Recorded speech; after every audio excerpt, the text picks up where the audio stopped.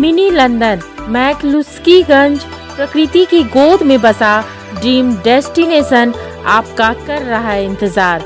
आइए अपने यादगार लम्हों को बिताइए ड्रीम डेस्टिनेशन में।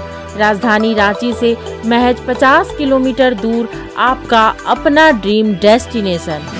Be laid table. Honorable Finance Minister.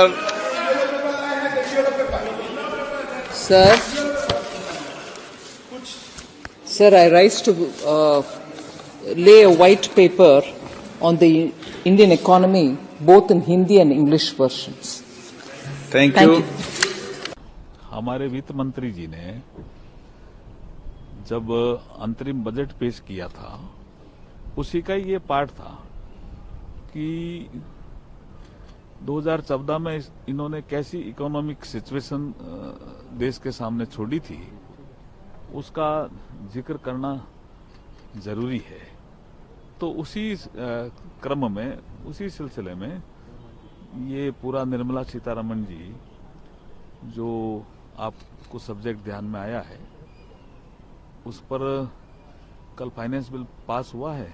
आज हमारे यहाँ लोकसभा में 2-3 बिल हैं और वो व्हाइट पेपर वाला विषय भी आज चर्चा में रहेगा। सर, ये विपक्ष कह रहा है कि हम भी मल्लिकार्जुन खड़गे भी प्रेस कॉन्फ्रेंस कर रहे हैं, कह रहे हैं हम भी एक ब्लैक पेपर रखेंगे।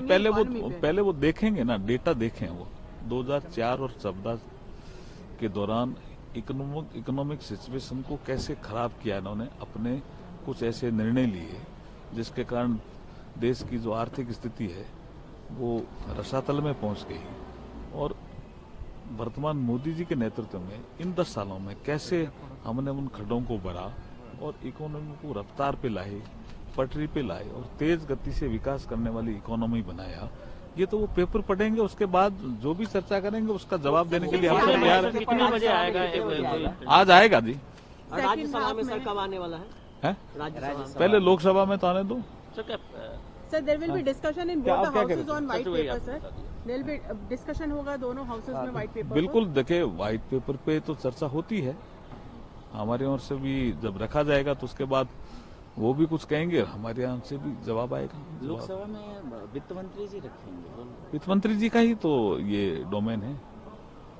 उन्होंने, आप बजट, अंतरिम बजट भाषण पढ़ो, उसके अंदर लिखा है उन्होंने साफ साफ, तो उसी के अनुसरण में आ रहा है। सर, आज सर तमिलनाडु के सारे लोग, केरल और तमिलनाडु के भी सारे एमपीज हैं, वो आज प्रोटेस्ट कर रहे हैं। चीफ मिनिस्टर है, वो प्रदर्शन कर रहे हैं जंतर मंतर पर। इसके पहले कर्नाटक के लोगों ने प्रोटेस्ट किया। उनका कहना है कि हमारे साथ डिस्क्रिमिनेशन हो रहा है, आर्थिक सरकार भेदभाव। देखिए, सारे आंकड़े कल वित्त मंत्री जी ने लोकसभा में रखे। किसी राज्य के साथ कोई भेदभाव नहीं किया जा रहा है। पिछले 10 सालों के आंकड़े रखे, चाहे हमारी सरकार है चाहे हमारी सरकार नहीं है। और प्रधानमंत्री जी का तो यहां तक सोचना है कि जब राज्य विकास करेंगे तभी देश विकास करेगा, तो हम भेदभाव कैसे कर सकते हैं जी? ये राजनीतिक आरोप। सर, डीएमके के एमपीज भी यहाँ प्रदर्शन करने वाले हैं। टीआर बालू जी ने भी एडजर्नमेंट मोशन किसके लिए करने वाले हैं? कह रहे हैं कि उन्हें जो प्रॉमिस किया गया था एचएम द्वारा कि एनडीआरएफ का फंड मिलेगा, ये देखिए, ये राजनीति करने के लिए ये कुछ हथकंडे अपना रहे हैं। अब आप देखिए, लोकसभा में क्वेश्चन आवर के दौरान भी ये विषय उन्होंने उठाया, उसका पूरा जवाब नित्यानंद राय जी ने दिया। उसके बाद ये अननेसेसरी कोई क्वेश्चन पूछने लगे तो हमारे एल मुरुगन साहब ने जब बीच में कहा कि आप ये इररिलेवेंट क्वेश्चन क्यों पूछ रहे हो, तो उन्होंने टीआर बालू जी ने असंसदीय भाषा का प्रयोग किया मुरुगन साहब के लिए। वो उनको शोभा देता है।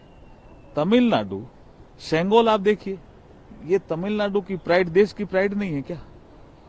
तमिलनाडु हो चाहे केरला हो, चाहे कर्नाटका हो, आंध्रा हो, तेलंगाना हो, किसी भी राज्य के साथ भारत सरकार कोई भेदभाव नहीं कर रही है। ये खाली राजनीति करने के कारण आरोप लगा रहे हैं। मैं फिर कह रहा हूं, उनको नोटबंदी हुआ, नोटबंदी में जो हुआ, क्या ब्लैक अमाउंट उन्होंने अभी भी देश के सामने डाला है? कितना ब्लैक कितना वाइट, क्या निकाला, क्या पकड़ा गया? नोटबंदी के बाद देश के लोगों को ये लगा कि चलो ब्लैक मनी आ जाएगा। कितना ब्लैक मनी आया, कितना हो गया अंदर, क्या सच्चाई क्या है, देश के लोगों को सब समझ में आता है। उसके बाद आपने 2000 रुपये के नए नोट निकाले, जब चाहे नए नोट बंद कर दिए। कहीं ना कहीं ये तानाशाही है। वो जो चाहे, मैं दोबारा ये कहूँगी, वो दिन को रात कहे तो रात कहेंगे वाले सिस्टम बना के रखा है। पार्लियामेंट से लेके हर जगह को ये लोग अपना तानाशाही चलाना चाहते हैं।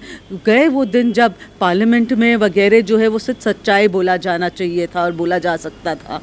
अब वो वाइट पेपर्स, ब्लैक पेपर्स, वो चाहे जो पेपर बना सकते हैं, वो पेपर ना हो तभी भी वो उससे पेपर कहेंगे। हमें जो था उससे 3 गुना आज गैस के दाम बढ़ा है।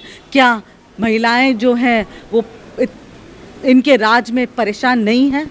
दूसरी बात, बेरोज़गारी बढ़ी है देश में। आज हम एक ऐसे दौर से गुजर रहे हैं जब हर घंटे बेरोज़गारी के चलते 2 लोग आत्महत्या कर रहे हैं देश में।